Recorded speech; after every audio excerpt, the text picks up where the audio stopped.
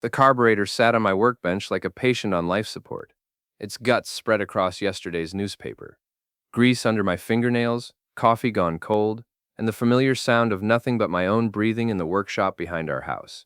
This is where I come to fix things other people break. Cars, lawnmowers, marriages, though that last one's proving trickier than expected. My phone buzzed against the wooden surface. Mickey, my 17-year-old son, texting at 11 p.m. on a Tuesday. Mom says you have to come to her office. Urgent. I stared at the screen, wiping my hands on an already filthy rag. Renee working late again. Third time this week. Her PR job at Coastal Realty apparently required more evening hours than a vampire's day job. On my way, I typed back. Though every instinct told me this was going to be another one of those conversations where I'd somehow end up being the bad guy. The drive to her office took 15 minutes through our post-industrial Maine town. Mill smokestacks stood like tombstones against the night sky, monuments to jobs that moved to China before Mickey was born.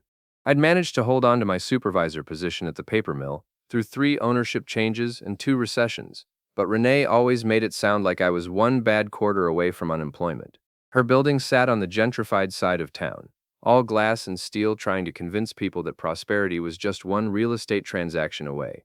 I found her on the 3rd floor, pacing behind her desk like a caged animal. Shay Morrison, her best friend and office gossip coordinator, sat in the corner chair looking like she'd rather be anywhere else. Jack, thank God. Renee's voice had that edge it got when she was about to make something my fault. My laptop's missing. All my client files. The Henderson development proposal. Everything. I looked around her pristine office. Everything in its place except for the obvious gap where her computer should be. When did you last see it? This morning. I left it right here when I went to lunch. She gestured at her desk with the dramatic flair of a courtroom lawyer. Someone broke in. Had to be. Shay shifted uncomfortably. The security guard didn't see anyone unusual. Well, they missed something, Renee snapped. Jack, you know computers. Can you track it somehow? I almost laughed. Sure, I'll just add IT consultant to my resume, right after doormat. The sarcasm rolled off my tongue before I could stop it.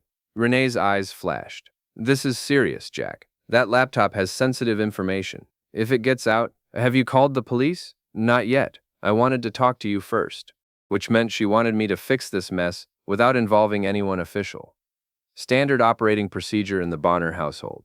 Jack handles the dirty work while Renee maintains plausible deniability. I walked around her desk, checking drawers, looking under papers. You back everything up to the cloud. Some things. Her answer came too quickly, like she'd rehearsed it. What about the car? Sometimes you leave it there. She exchanged a glance with Shay that lasted half a second too long. I already checked, but I was already heading for the elevator. Outside in the parking garage, I used her spare key to pop the trunk of her Honda. Nothing. Glove compartment was clean except for registration and insurance papers.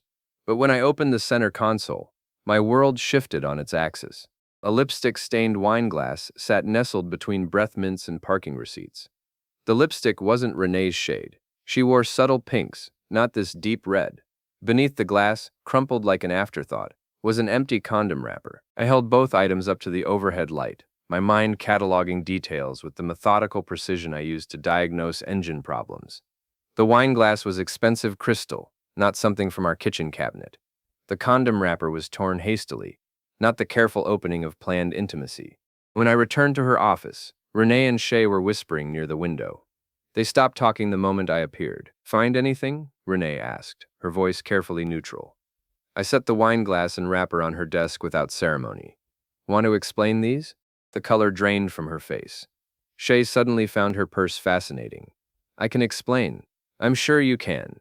I sat down in the chair across from her desk, the same chair where I'd sat 3 years ago when she got this job, where I'd told her how proud I was of her success. I've got time. She looked at Shay, who nodded almost imperceptibly. Some kind of signal they'd worked out. Not what you think. Really? Because what I think is that my wife is screwing someone in her car and leaving the evidence where any mechanic with half a brain would find it. Jack, please, who is he? Silence stretched between us like a taut wire. Finally, Shay stood up. I should go. Sit down, Shay. You're part of this conversation now. Renee's composure cracked slightly. You don't understand the pressure I'm under. The Henderson development is worth millions. There are expectations, Expectations that include fucking your clients in the back seat. It's not a client. The words slipped out before she could stop them. I leaned back in my chair, feeling pieces of a puzzle clicking into place. Then who? Another glance between the women. Another silent conversation I wasn't invited to join. Brett Langley, Shay said quietly. The name hit me like a punch to the gut. Brett Langley, former high school football hero turned real estate developer. The golden boy who'd married into money and spent the last 20 years buying up half the county. The same Brett Langley who'd made my life miserable in high school and apparently decided to continue the tradition. How long? My voice sounded calm, which surprised me. Jack. How long, Renee? 6 months. I nodded slowly, processing this information with the same methodical approach I used for everything else. 6 months of late nights, weekend conferences, and mysterious phone calls. 6 months of feeling like a stranger in my own house. Is that why your laptop's really missing? Love letters you don't want me to see? She didn't answer, which was answer enough. I stood up, suddenly exhausted. I'm going home. We'll finish this conversation later. Jack, wait! But I was already walking toward the elevator, leaving her with her explanations and her best friend's knowing looks. The drive home passed in a blur of streetlights and racing thoughts. 20 years of marriage, 17 years of raising Mickey together, and it all came down to a lipstick-stained glass and a torn condom wrapper. At home, I sat in my workshop until after midnight, pretending to work on the carburetor, while my mind churned through possibilities. Around 1 a.m., I heard Renee's car in the driveway.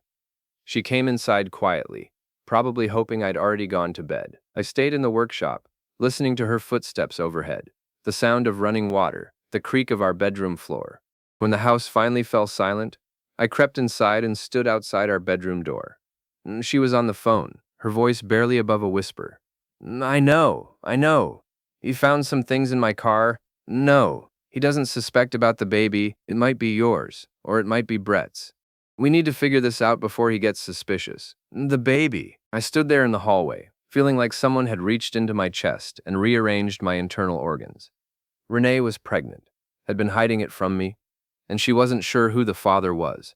I walked back to the workshop on unsteady legs, sat down at my bench, and stared at the disassembled carburetor. All those tiny parts, each with a specific purpose, each needing to be in exactly the right place for the engine to run properly. My marriage was like that carburetor, broken down into component parts, scattered across the workbench of my life. The difference was, I'd always been able to fix engines. Didn't see that in the wedding vows, I muttered to the empty workshop. But as I sat there in the darkness, surrounded by the tools of my trade, I realized something important. I might not be able to fix my marriage, but I sure as hell could take it apart piece by piece and see how it worked. And maybe, just maybe, I could build something better from the wreckage. The next morning, I woke up on the workshop couch with a crick in my neck and the taste of betrayal in my mouth. Renee had already left for work, leaving behind a pot of coffee and a note that said, "We need to talk tonight, R." Mickey found me there, staring at my phone and trying to decide whether to call in sick to work. Dad, you okay? I looked at my son, tall, lanky, with Renee's dark eyes and what I'd always thought was my stubborn chin. Now I wondered if that chin came from Brett Langley's gene pool. Fine, kiddo, just working on something. He glanced around the workshop, taking in the unchanged carburetor and my rumpled clothes. Mom seemed upset this morning. Yeah, well, sometimes adults have complicated problems. Mickey nodded like he understood.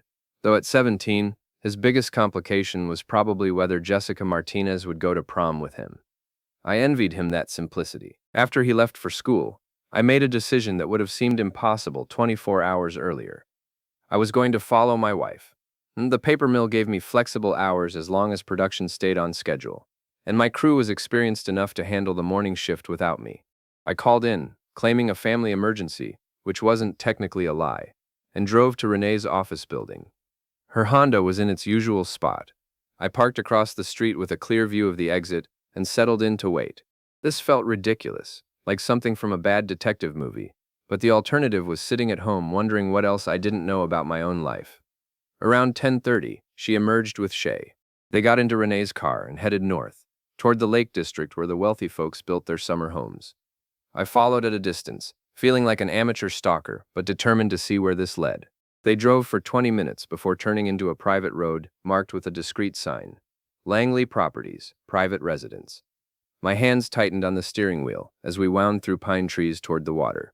Brett's cabin sat on a point of land jutting into the lake, all cedar and glass designed to look rustic while costing more than most people's houses. I parked behind a stand of trees and watched through binoculars I'd grabbed from my hunting gear. Rone and Shay went inside. 10 minutes later, a black Mercedes pulled up and Brett Langley stepped out. Even from a distance, he looked exactly like the golden boy who'd made my high school years miserable. Still tall, still broad-shouldered, still carrying himself like the world owed him something. He wore khakis and a polo shirt that probably cost more than I made in a week. They were inside for 2 hours. I sat in my truck, alternating between fury and nausea, watching the cabin windows and trying not to imagine what was happening inside. When they finally emerged, Brett had his arm around Renee's waist. She was laughing at something he'd said, her head tilted back in a way I hadn't seen in years. They looked like a couple. They looked happy. Shay came out last, checking her phone and looking uncomfortable. The three of them stood by Brett's car for a few minutes, talking in voices too low for me to hear, even with the windows down. Then Brett kissed my wife. Not a friendly peck, but a long, intimate kiss that made my stomach clench. When they separated, he put his hand on her belly, a gesture so possessive and tender that I wanted to charge down there and rearrange his perfect face. Instead, I started my truck and drove home, my mind spinning with plans I didn't even know I was making. That evening, Renee came home with takeout Chinese and a nervous smile. I thought we could talk over dinner. Why, Li Meig, we sat at our kitchen table, the same table where we'd shared thousands of meals, where we'd helped Mickey with homework, where we'd planned our future together. Now it felt like a negotiating table between enemy camps. I know you're angry, she began, picking at her low men. Angry doesn't begin to cover it.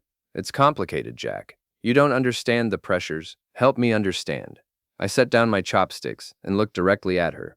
Help me understand how you ended up pregnant with another man's baby. Her face went white. How did you? I heard you on the phone last night. You want to talk about complicated? Let's start there. She was quiet for a long moment, probably calculating how much truth she could get away with. It wasn't planned. Which part? The affair or the pregnancy? Either. Both. She pushed food around her plate without eating. Brett and I have been working together on several developments. We started spending a lot of time together, and things just happened. Things just happened, I repeated. Like gravity, like weather, completely beyond your control. Don't be sarcastic, Jack.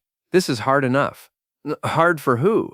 You've been lying to me for 6 months. You're carrying another man's baby. But sure, let's worry about how hard this is for you. She looked up at me with tears in her eyes, and for a moment, I almost felt sorry for her. Almost. I never meant for it to go this far. I thought it would just be, I don't know, a distraction. From what? From me? From Mickey? From our life together? From everything. The words exploded out of her. From this house that's always falling apart. From your job that barely pays the bills. From feeling like I'm stuck in the same small town where nothing ever changes. There it was. The truth beneath all the rationalizations and excuses. I wasn't enough for her. Our life wasn't enough. She wanted something bigger, shinier, more expensive than what a paper mill supervisor could provide. So you decided to trade up. It's not like that. Then what is it like, Renee? Explain it to me like I'm stupid. Because apparently, I've been pretty fucking stupid for the last 6 months. She wiped her eyes with a napkin. Brett makes me feel important, like I matter, like I'm worth something. And I don't? You make me feel safe, comfortable, but that's not enough anymore. I nodded slowly, understanding finally clicking into place. So what happens now? I don't know. The baby complicates things. Does Brett know? Yes. What does he want? She hesitated. He wants me to leave you, move in with him. And what do you want? Another hesitation. I want to know who the father is. I stood up from the table, suddenly unable to sit still. All right. Let's find out. What do you mean? Paternity test. Soon as possible. No point in making decisions based on incomplete information. She looked surprised, like she'd expected me to fight or plead or make some kind of scene. Instead, I was approaching this like any other problem that needed solving. Gather the facts, analyze the data, make a plan. Okay, she said quietly. Good. I'll call the doctor tomorrow. I started clearing the table, dumping untouched Chinese food into the garbage. Behind me, Renee sat in silence, probably wondering why I wasn't screaming or throwing things. The truth was, I felt strangely calm. For months, I'd sensed something was wrong without being able to identify it. Now I knew what I was dealing with. The problem had been defined. The next step was figuring out how to solve it. Or, if it couldn't be solved, how to make sure I came out of this mess with my dignity and my son intact. As I loaded dishes into the dishwasher, I found myself thinking about Brett Langley's smug face, his expensive car, his lakeside cabin. He thought he'd won something, thought he'd taken my wife and gotten away with it. But the game wasn't over yet. In fact, I was just starting to understand the rules. Jack? Renee's voice was small, uncertain. Yeah? What are you thinking? I turned to look at her, this woman I'd loved for 20 years, who was carrying another man's child and planning to leave me for a better offer. I'm thinking, I said carefully, that things are about to get very interesting around here. The paternity test was scheduled for the following week, which gave me time to do what I do best, research the problem thoroughly before attempting a repair. I started with social media. Renee thought I was too old-fashioned to understand technology, but 20 years of troubleshooting industrial equipment had taught me that every system has vulnerabilities if you know where to look. Her Facebook account was locked down tight, but Instagram was more revealing. Photos from company events, professional headshots, and scattered images that told a story she probably didn't realize she was telling. Brett appeared in several pictures over the past 6 months, always in the background at first, then gradually moving closer to the center of the frame. The last few photos showed them standing together at various real estate functions, his hand possessively placed on her lower back. But the real treasure trove was her cloud backup account. Renee had used the same password for everything since college, Mickey's birthday plus her maiden name. It took me 10 minutes to access her files from my workshop computer. What I found there made my blood run cold. Text messages between her and Brett going back 8 months, not 6. Photos I never wanted to see. And worst of all, a video of them together at his cabin, laughing about poor Jack and his pathetic little life. In the video, Brett was holding a beer and gesturing toward the lake. He has no idea, he was saying. Still thinks you're working late at the office. Renee giggled, actually giggled, like a teenager with a crush. He's so clueless. Yesterday he asked if I wanted him to fix the garbage disposal, and I almost said, why don't you fix your marriage instead? They both found this hilarious. Brett took a swig of beer and grinned. When are you going to tell him about the baby? I'm not sure it's yours yet. Come on, Renee. We both know the timing. Jack hasn't touched you in months. This was news to me. According to my memory, we'd been intimate as recently as 3 months ago, though admittedly not as often as we used to be. I just want to be sure, she said in the video. If it's his, I can stay put and keep things simple. If it's yours, if it's mine, you're moving in here. I'm not letting my kid grow up in that dump with Mr. Fix-It. They kissed, and I closed the laptop before I put my fist through the screen. I sat in my workshop for a long time that night, staring at the wall and thinking about the word clueless. They thought I was clueless, pathetic, too stupid to see what was happening in my own house. Maybe they were right. Maybe I had been clueless. But I wasn't anymore. The next day, I drove to Brett's cabin during my lunch break. The place was empty, his Mercedes wasn't in the driveway, and the windows were dark. I parked down the road and walked back through the trees, circling the property, to get a feel for the layout. The cabin sat on about 2 acres, with the lake on one side and forest on the other 3. Privacy was clearly a priority. The nearest neighbor was half a mile away. A small dock extended into the water, with a speedboat tied up alongside a jet ski. Everything about the place screamed money and privilege. I was examining the security system when I heard a low growl behind me. The dog was massive, some kind of German Shepherd mix with teeth like railroad spikes, and the disposition of a loan shark. It had appeared silently from the woods and was now blocking my path back to the road. Easy, boy, I said, backing slowly toward the cabin, just admiring the scenery. The dog followed, growling continuously. Behind it, I could see lights coming on in the neighbor's house. Someone had probably seen me walking around and called it in. I made it to the edge of the property before the dog decided I was moving too slowly. It lunged forward, snapping at my heels as I broke into a run. Behind me, I heard a door slam and a voice yelling, "Hey, what are you doing over there?" I crashed through the underbrush like a deer during hunting season, branches tearing at my clothes and the dog's barks echoing behind me.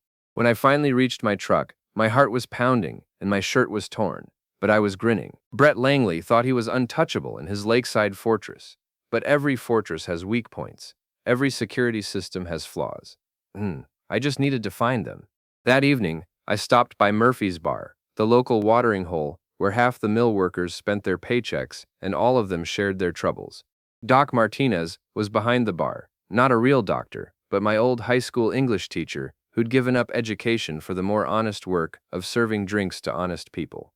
"Jack Bonner," he said, sliding a beer across the scarred wooden bar. "You look like a man with something on his mind." "Just the usual midlife crisis stuff," I said, taking a long pull from the bottle. "Woman troubles?" Doc had always been perceptive. It's probably why he'd been a good teacher before the budget cuts eliminated his position. "You could say that. Want to talk about it?" I looked around the bar. Marty Sullivan was playing pool in the corner with two guys from the day shift. The evening news was playing on the TV above the bar, but nobody was watching. It was the kind of place where conversations stayed private, even when they happened in public. "What do you know about Brett Langley?" I asked. Doc's expression shifted slightly. "The developer? Rich boy with the fancy car and the wandering eye? That's the one. I know he's been married to Nina Langley for 15 years, and she's got more money than God and less patience than a rattlesnake. I know he's been seen around town with various women who aren't his wife, and I know he thinks this town exists for his personal entertainment." "What about his reputation, professionally, I mean?" Doc wiped down a glass with practiced efficiency. "He's got a lot of projects in development, but word is he's leveraged up to his eyeballs, living off his wife's family money and hoping the next big deal will make him independently wealthy." This was interesting. So he's not as rich as he looks? Rich enough to cause trouble, not rich enough to buy his way out of it. Doc set down the glass and looked at me directly. "Why do you ask?" I took another sip of beer, choosing my words carefully. "Let's just say our paths have crossed recently." "Ah," Doc nodded knowingly. "And I'm guessing it wasn't a friendly encounter." "You could say that. Well, if it helps, you should know that Renee's not the only one he's been cozy with. Nina's been quiet about it, but she's watching. That woman doesn't miss much, and she doesn't forgive easily." I filed this information away for future reference. An unhappy wife with money and connections could be a useful ally. "Thanks for the tip. Just remember, Jack, men like Brett Langley think they're bulletproof because they've never faced real consequences. But everybody's got a breaking point. Even golden boys." I finished my beer and left a 10 on the bar. I'll keep that in mind. Driving home, I thought about what Doc had said. Brett thought he was bulletproof. He'd taken my wife, insulted my life, and laughed about it on video. He thought I was too clueless and pathetic to fight back. Time to get an education, Brett. Class was about to begin. The paternity test results would take a week to process, which gave me time to plan my next move. I'd been thinking about the high school reunion coming up, an event Renee had been excited about for months, probably because it would give her another chance to be seen with Brett in public. 20 years since graduation. 20 years since Brett Langley was the Golden Boy quarterback, and I was just another face in the crowd. Funny how some things never change. I found Renee in our bedroom, trying on dresses for the reunion. She held up a black cocktail dress that probably cost more than my monthly truck payment. "What do you think?" she asked, as if we hadn't spent the last week barely speaking to each other. "I think you'll look beautiful," I said honestly. "Just like always." She seemed surprised by the compliment. "You're still planning to come, right? Wouldn't miss it." The reunion was held at the Marriott downtown, the same hotel where we'd had our wedding reception 20 years ago. The irony wasn't lost on me as I adjusted my tie in the parking lot mirror. The only decent tie I owned, the same one I'd worn to our wedding. Inside, the ballroom was decorated with our school colors and filled with people who'd aged better or worse than expected.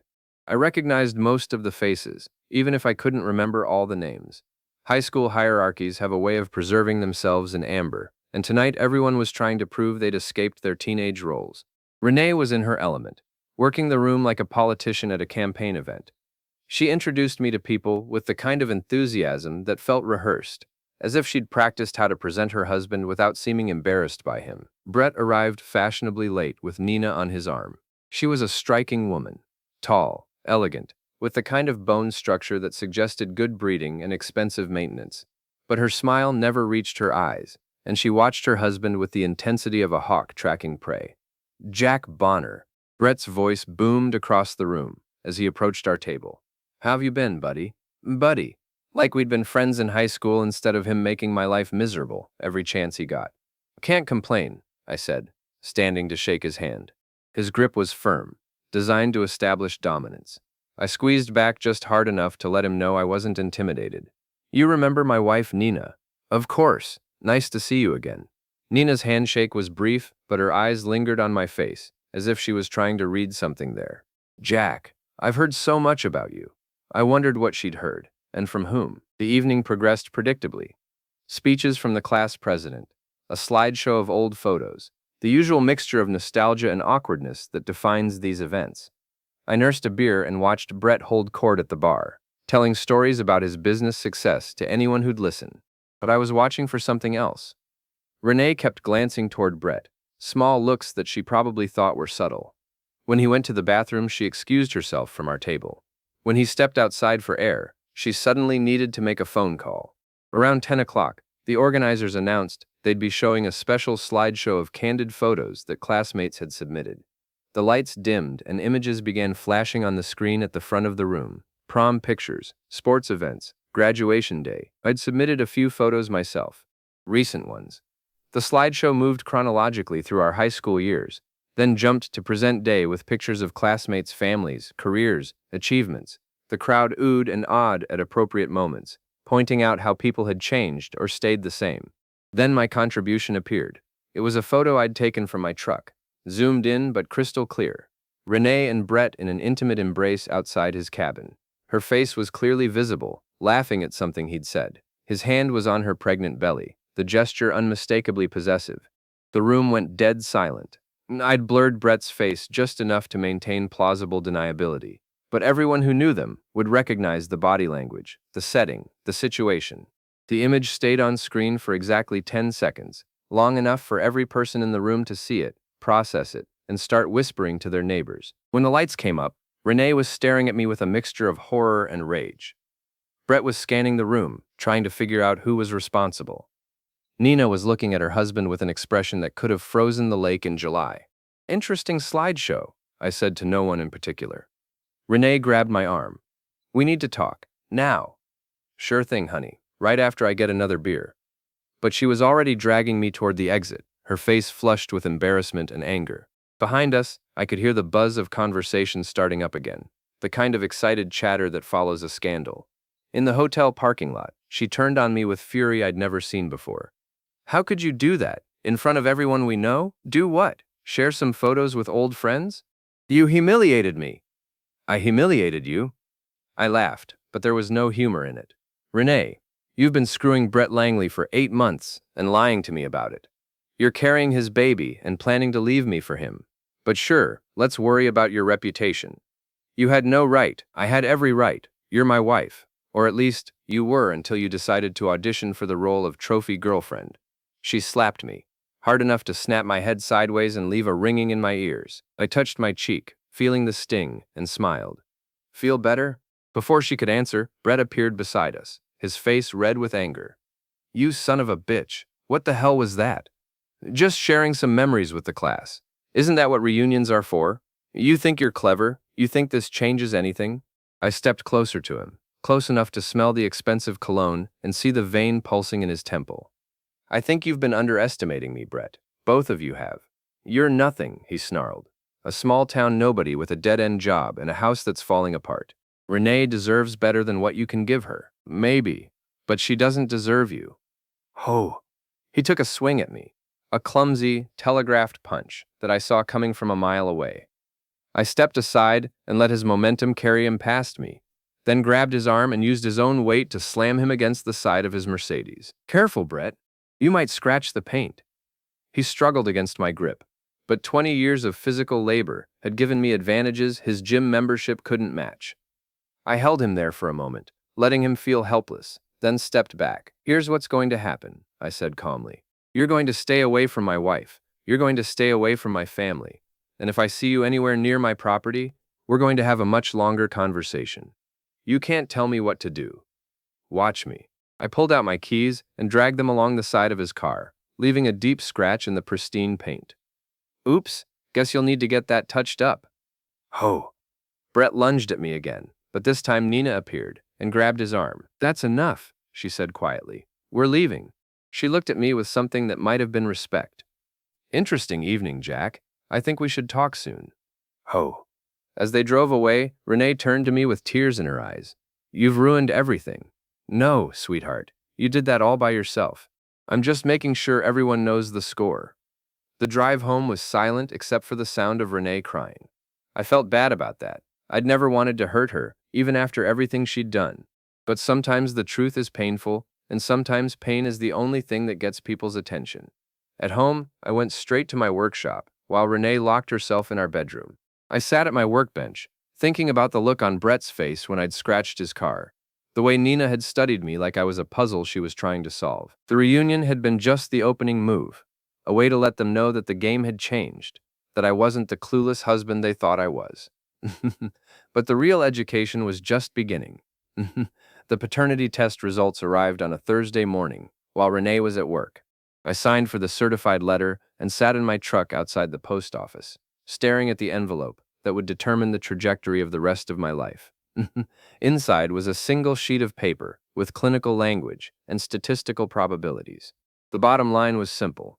I was not the father of Renee's unborn child. I sat there for a long time, feeling something inside me break and heal simultaneously. The child my wife was carrying belonged to Brett Langley. 20 years of marriage, 17 years of raising Mickey together, and it all came down to a lab report that proved what I'd already known in my gut. But instead of devastation, I felt something unexpected. Relief. The uncertainty was over. The pretending was finished. Now I could move forward with complete clarity about what needed to be done. I drove to the mill and worked my shift like any other day, but my mind was already 3 steps ahead, planning,